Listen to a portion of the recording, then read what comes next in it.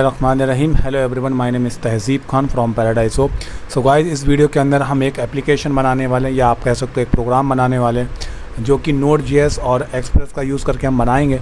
और इसमें हम क्या करेंगे, बेसिकली हम यहाँ पर दो नंबर्स को ऐड करने का एक प्रोग्राम बनाएंगे। यहाँ पर आप देख सकते हो हमने यहाँ पर 10 और 25 पास किया, उसका रिज़ल्ट वहाँ पर 35 आ रहा है। और मैं यहाँ पर कुछ चेंजेस करता हूँ, मैंने क्या 40, तो आप देखोगे हमारे पास जो रिज़ल्ट है वो 50 आ रहा है। तो सबसे ज़रूरी समझने वाली बात यह है कि हमने यहाँ से जो भी डेटा पास किया वो हमारी जो स्क्रिप्ट है, जावा स्क्रिप्ट है जो हमारी, वहाँ पर गया, वहाँ पर रिसीव हुआ, उसका एडिशन हुआ और वहाँ से एक रिस्पॉन्स हमें भेजा गया। किसको? इस जो पेज है, वेब पेज है, इसके ऊपर हमारे पास रिस्पॉन्स भेजा गया। तो ये कैसे हुआ, तो हम समझ लेते हैं इसको पूरा कोड को।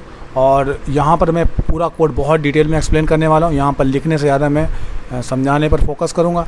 और तो सबसे पहले मैंने यहाँ फर्स्ट लाइन को कॉपी कर लिया है और यहाँ पर पेस्ट कर दिया। तो सबसे पहले हमने फर्स्ट लाइन में क्या किया, हमें पता है कि इक्वल के राइट साइड में हम ऑपरेशन परफॉर्म करते हैं और इक्वल के लेफ़्ट साइड में ऑपरेशन को असाइन करते हैं। जो भी ऑपरेशन हुआ है उसका रिजल्ट असाइन करते हैं। तो हमने क्या किया, यहाँ पर रिक्वायर लिखा। रिक्वायर का यूज़ Node.js में लाइब्रेरीज़ को इंपोर्ट करने के लिए किया जाता है, अपने कोड में ऐड करने के लिए किया जाता है। मैं दोबारा से बोलता हूँ, रिक्वायर का यूज़ लाइब्रेरीज़ को ऐड करने के लिए किया जाता है अपने कोड में। जैसे सी में हम इंक्लूड लिखते थे, या पाइथन की बात करें वहाँ पर हम इंपोर्ट लिखते थे।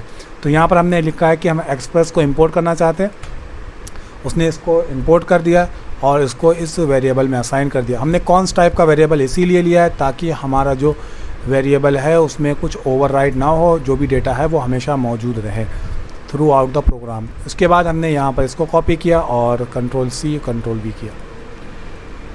क्योंकि ये हमारी एक क्लास थी, एक्सप्रेस क्लास थी, इसलिए हमने इसके आगे ब्रैकेट्स लगा लिए और इसके बाद हमने इसको ऐप नाम के एक वेरिएबल में स्टोर कर दिया। और इसको भी हमने कॉन्स्ट टाइप का इसीलिए लिया है ताकि उसमें कोई वैल्यू रीअसाइन ना कर दे। कॉपी किया, अगेन यहाँ से इसको किया पेस्ट। ना ओके, यहाँ पर मैंने एक वेरिएबल आई थिंक मिस कर दिया है, तो मैं यहाँ से इसको भी कॉपी कर लेता हूँ, Ctrl+C एंड Ctrl+V। ना हमने यहाँ पर एक वेरिएबल बनाया है पोर्ट, जिसको भी कॉन्स्ट टाइप का भी बनाया है ताकि इसमें भी कोई वैल्यू को रीअसाइन ना कर दें। और यहाँ पर हमने 3000 इसमें पोर्ट नंबर लिया है, यहाँ पर मैं इसको 5000 कर देता हूँ।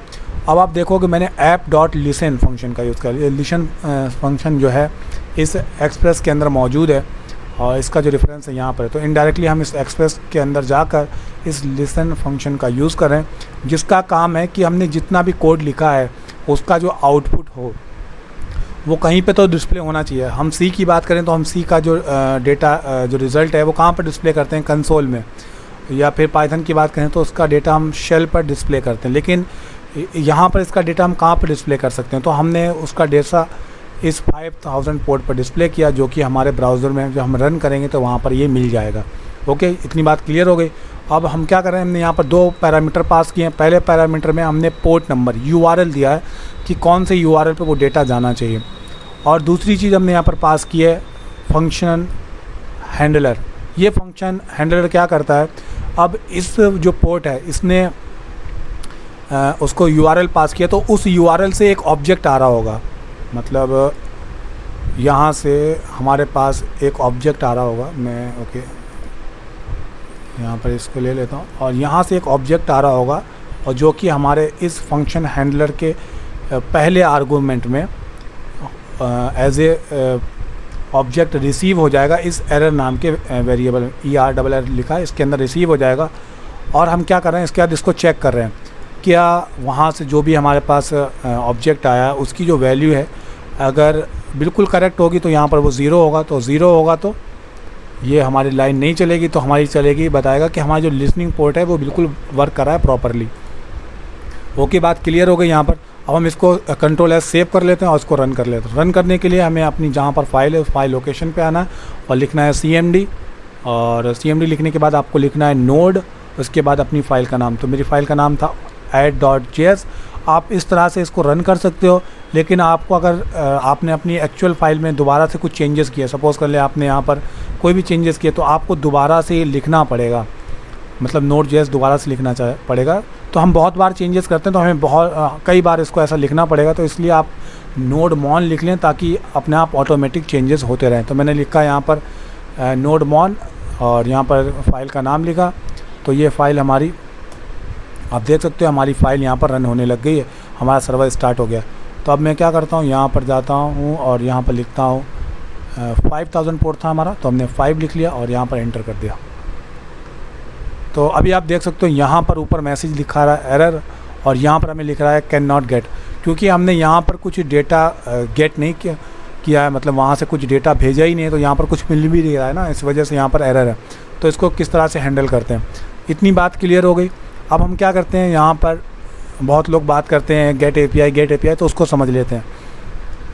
तो मैंने इसको यहाँ से कॉपी किया, और ये गेट एपीआई का जो फंक्शन है वो यहाँ पर स्टार्ट हो रहा है और यहाँ पर ख़त्म हो रहा है। इसके अंदर जो फंक्शन हैंडलर है वो यहाँ से स्टार्ट हो रहा है और यहाँ पर ख़त्म हो रहा है।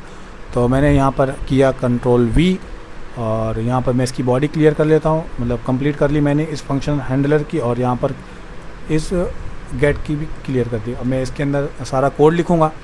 अब हमने क्या किया, इसको मैं बिल्कुल मिनिमाइज़ कर देता हूँ ताकि समझ में आए।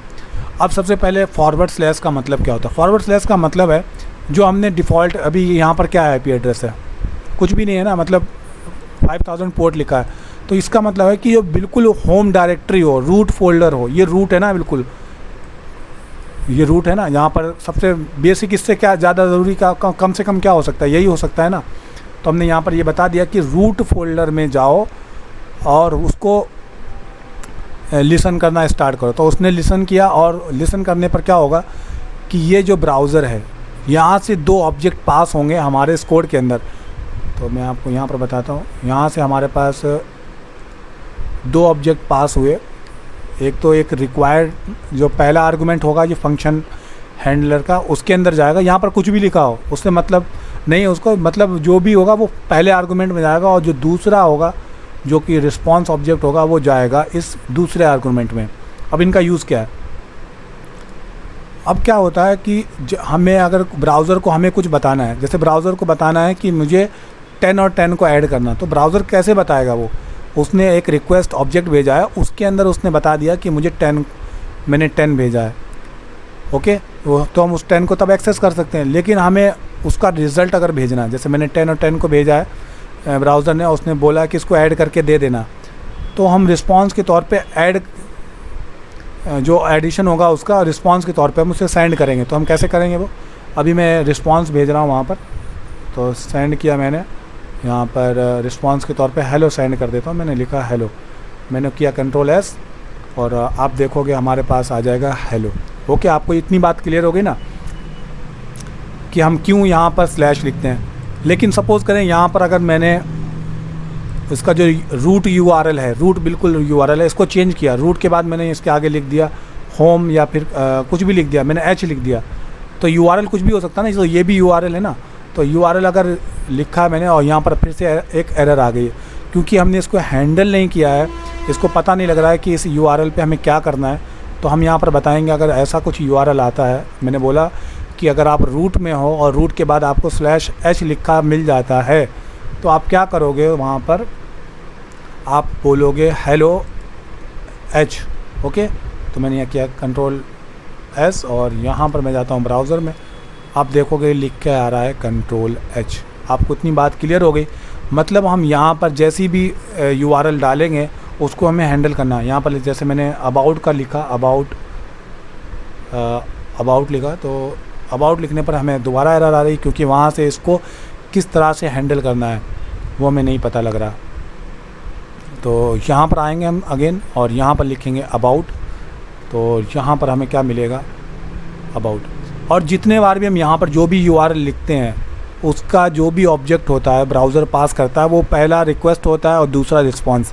वो फंक्शनल जो होता है फंक्शन के फर्स्ट आर्गुमेंट में रिसीव होता है और दूसरे आर्गुमेंट में रिसीव होता है, मतलब पहले में रिक्वेस्ट और दूसरे में रिस्पॉन्स रिसीव होता है, ओके। इसके अंदर बहुत सारे फंक्शंस हैं, जैसे अभी आप देख सकते हो इस ऑब्जेक्ट के अंदर एक फंक्शन था सेंड, मैंने उसको यूज़ किया और वहाँ पे सेंड कर दिया। तो यहाँ पर मैंने सेमीकोलन नहीं लगाया, आप लगा सकते हो। तो इतना काम किया। नाउ अब हम क्या करते हैं, अब हमें चाहिए डेटा। कौन सा डेटा चाहिए, अब ब्राउज़र यहाँ से कुछ भेजेगा, सपोज़ कर लो इसने 10 यहाँ से भेजा, तो ये तो एरर आ गई, लेकिन उसको हैंडल करने का तरीका तो हमें पता है ना कि यहाँ पर हम 10 लिख दें तो ये हैंडल हो जाती है। तो आप देख सकते हो ये हैंडल हो गई। अगर हैंडल हो गई तभी तो ये यहाँ पर हेलो लिख के आ रहा है ना।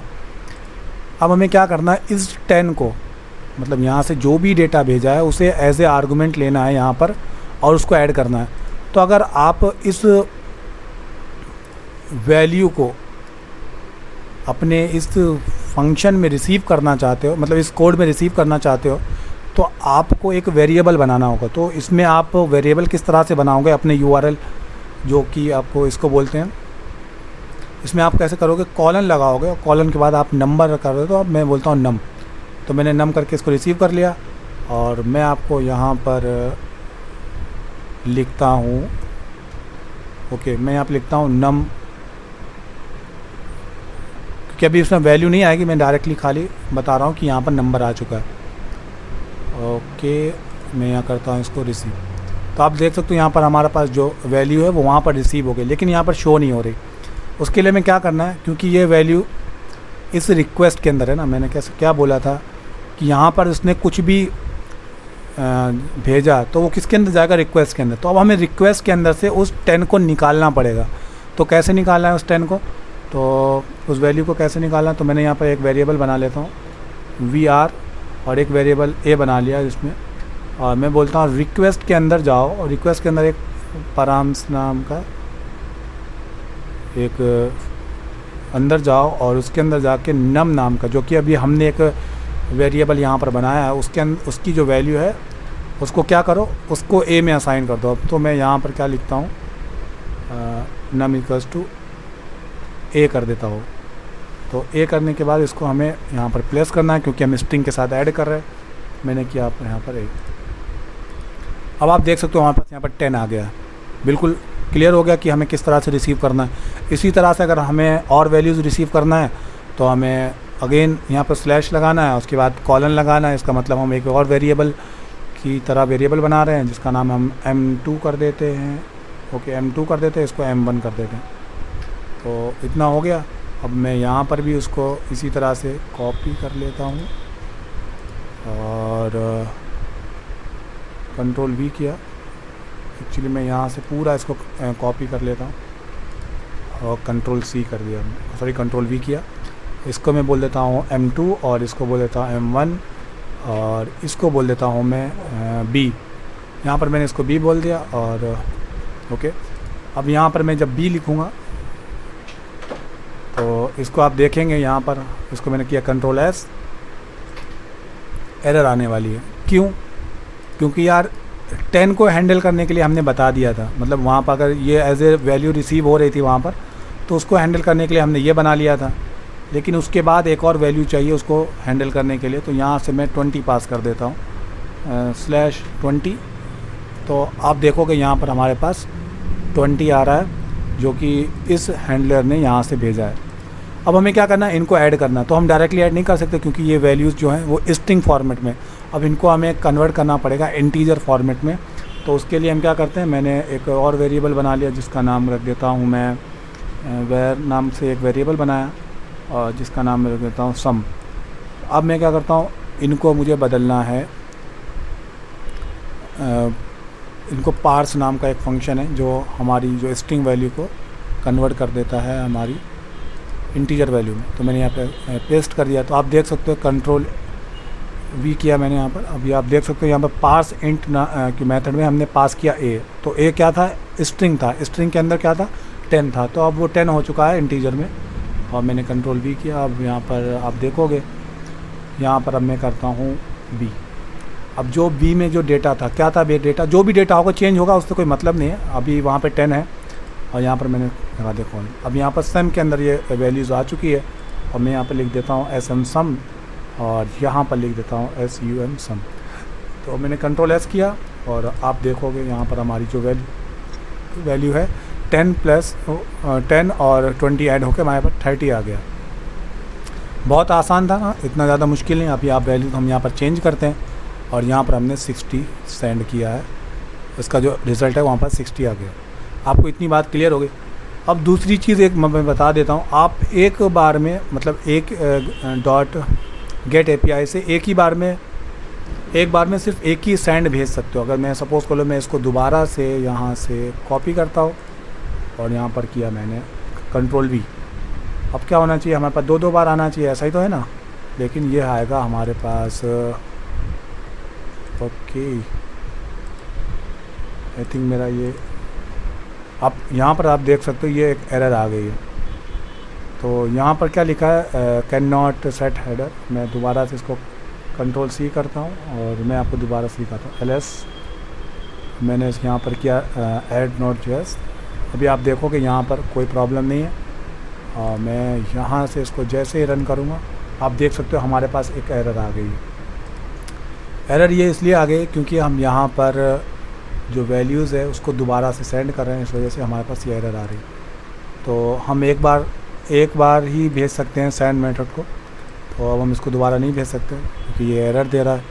तो नाउ अब दूसरी चीज़ आपको ये भी बता दूं, जैसे आपने यहाँ पर सम किया तो आप सोच रहे हो इसको मैं हटा देता हूँ, अब इसको इस तरह से रन करता हूँ, तो नाउ अगेन आपको इसमें एक एरर मिलने वाली है, एक ये एरर मिलने वाली है। आप देख सकते हो ये एरर क्यों आ रही है, बिकॉज हमने ये इंटीजर था और इंटीजर डायरेक्टली ऐड नहीं हो सकता ब्राउज़र पे, तो उसके लिए आपको स्ट्रिंग में ऐड करके भेजना पड़ेगा। तो मैंने यहाँ पर किया Ctrl+S, ये आ गया। Thank you so much. I hope आप ये वीडियो आपको पसंद आएगा। कोई भी डाउट है तो आप इस वीडियो का कमेंट सेक्शन में जाकर पूछ सकते हो। अगर वीडियो पसंद आए तो लाइक एंड सब्सक्राइब कर सकते हो, और अगर वीडियो में कोई भी प्रॉब्लम है तो आप इसको वीडियो को दोबारा से देखें। कोई भी चीज़ रह गई है तो आप मुझे बता सकते हैं कमेंट सेक्शन में जाके।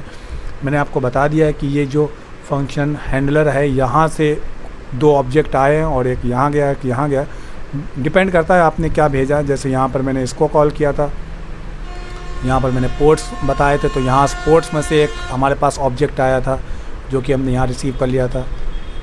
ओके, ठीक है। इस तरह से इसके अंदर बहुत सारे फंक्शंस हैं। जैसे यहाँ पर RES में एक सेंड फंक्शन था, इसी तरह से हमने रिक्वेस्ट के अंदर जो REQ ऑब्जेक्ट था उसके अंदर हमने रिक्वेस्ट डॉट परंस डॉट के अंदर जाके इस वेरिएबल को एक्सेस किया था।